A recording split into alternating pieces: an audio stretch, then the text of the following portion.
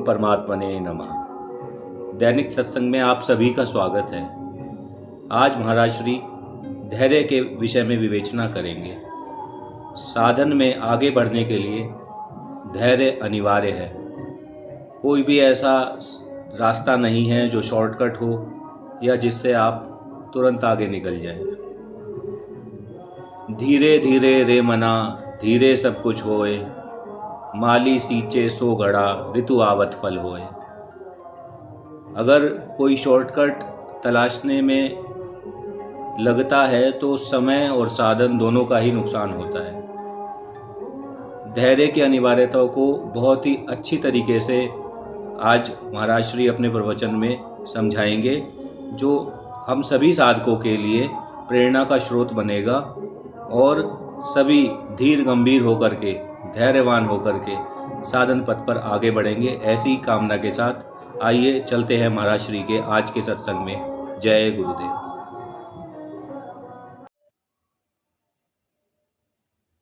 मेरा अगला प्रश्न महाराज से था, प्रायः साधन जल्दी करते हैं, वे साधन में प्रगति के लिए कोई छोटा मार्ग चाहते हैं जिससे शीघ्र आत्म लाभ कर सके। महर्षि बोले, ऐसे साधक साधन नहीं कर सकते या करना नहीं चाहते। वैसे तो अध्यात्म साधन में छोटा मार्ग होता ही नहीं। यदि प्रभु कृपा हो जाए तो अलग बात है। विचार करो, साधक के पास क्या क्या काम है, अपनी शुद्धि के लिए क्या क्या काम है। तो पहला बता रहे हैं, जगत में सत्यता की प्रतीति को समाप्त करना। साधक को जगत दुख रूप दिखाई देना चाहिए, जबकि सामान्य मनुष्य इससे सुख की कल्पना करके इसके पीछे भागता है। इसके लिए वैराग्य आवश्यक है। आसक्ति के भाव इतने दृढ़ हो चुके हैं कि जगत से हटने ही नहीं देते। इसे प्राप्त करने के लिए कितना समय लगेगा। और दूसरा है भगवान के प्रति अनन्य प्रेम। अभी तो मनुष्य का प्रेम बटा हुआ है, कुछ जगत में, कुछ शरीर में, कुछ यश में, कुछ अधिकारों में, थोड़ा सा भगवान के भाग में भी आ जाता है। इन सब के प्रेम हटाकर सारा का सारा भगवान के प्रति करना, उनके प्रति अनन्य प्रेम उदय करना कितना कठिन कार्य है, कितने समय तथा समय की आवश्यकता है। उसके बाद चित्त शुद्धि। संस्कार एवं वासना क्षय हुए बिना ना तो वैराग्य ही पुष्ट होता है, ना ही जगत की सत्यता का भाव निवृत्त होता है, तथा ना ही प्रभु के प्रति अनंत प्रेम जागृत होता है। अध्यात्म उन्नति स्वप्न ही बनी रहती है।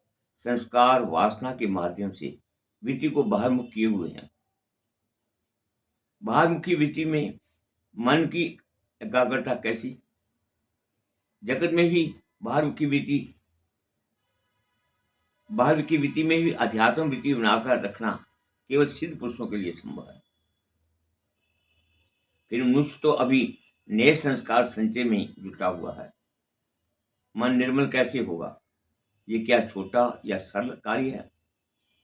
जगत में सबसे कठिन यही काम है। संस्कार संचय करते समय तो मनुष्य आगा पीछा नहीं देखे, थोड़ा साधन करने का अवसर आता है तो छोटा मार्ग देखता है। इसलिए मैंने कहा, ऐसे लोग साधन करना ही नहीं चाहते, बहाने बनाकर समय बर्बाद करना चाहते हैं।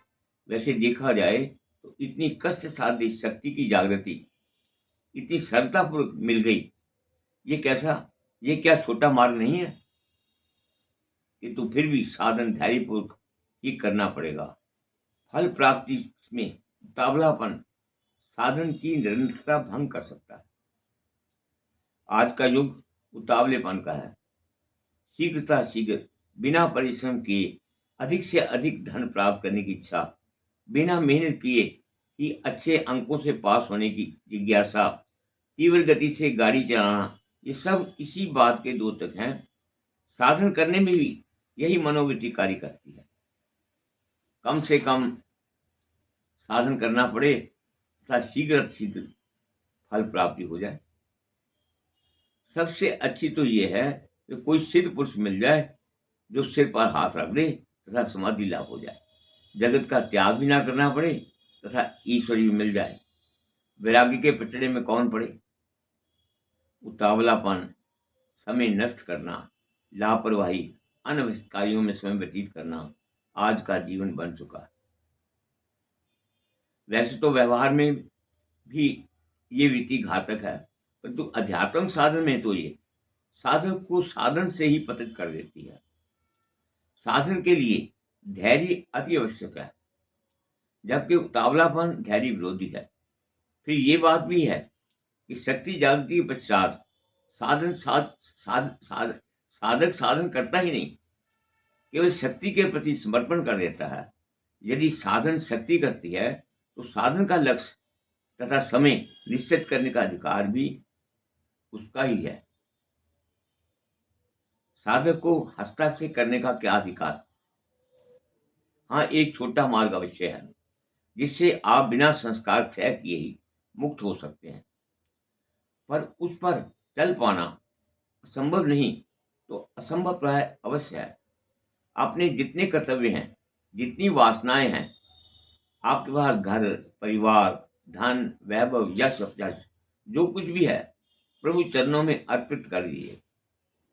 ये समर्पण केवल मौखिक नहीं, हार्दिक होना चाहिए। उसके पश्चात यश, अपयश, हानि, लाभ जो कुछ भी हो, सब प्रभु का। आपका मन प्रभावित नहीं होना चाहिए। ये सबसे छोटा मार्ग है, परंतु ऐसे समर्पण के लिए चित्त उपयुक्त होना चाहिए, चित्त शुद्ध होना चाहिए। ये संपूर्ण समर्पण की अवस्था बहुत ऊंची है तथा इस प्रकार का चित्त निर्माण करने के लिए बहुत कुछ करना पड़ेगा, अर्थात मार्ग छोटा होकर भी छोटा नहीं है। यदि समर्पण का ऐसा भाव चित्त में विकसित हो जाए तो साधक को चित्त शुद्धि की कोई चिंता ही नहीं। जिसका चित्त है वो जाने, प्रभु जाने, जिसको अर्पण कर दिया।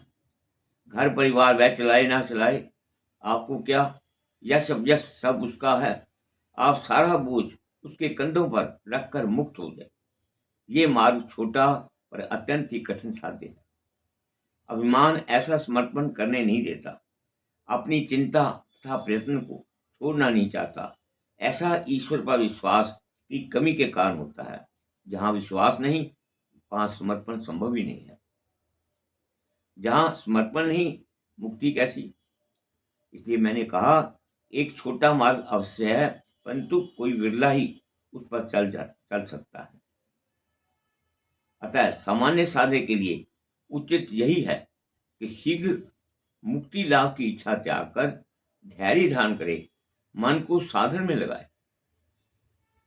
साधन लंबा क्रम है, साधन कठिन साध्य क्रम है, किंतु साधन में कितने भी विघ्न क्यों ना आए, भगवान का वरदहस्त बना रहता है।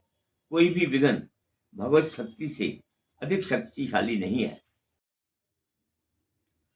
यही समर्पण है। साधक में अंतर जागृत शक्ति सब संभाल लेती है। इस संबंध में महर्षि ने एक भजन लिखा है,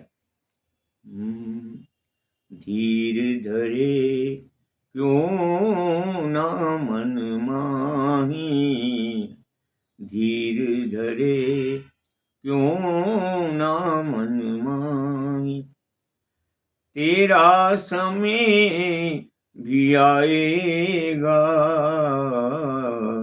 धीर धरे क्यों ना मन माही, गर्द गुबार सभी उड़ जाए, गर्द गुबार सभी उड़ जाए, फिर सूरज प्रगटाएगा, धीर धरे क्यों ना मन माही, धीर धरे क्यों ना मन माही, बंधन तेरे कभी कटेंगे, मुक्त बने मुक्त कभी, धीरज का फल होती है मीठा धीरज का फल, होती है मीठा धीरज का फल पाएगा। धीर धरे क्यों ना मन माही, तेरा समय भी आएगा। धीर धरे क्यों ना मन माही। ओम तत्सत।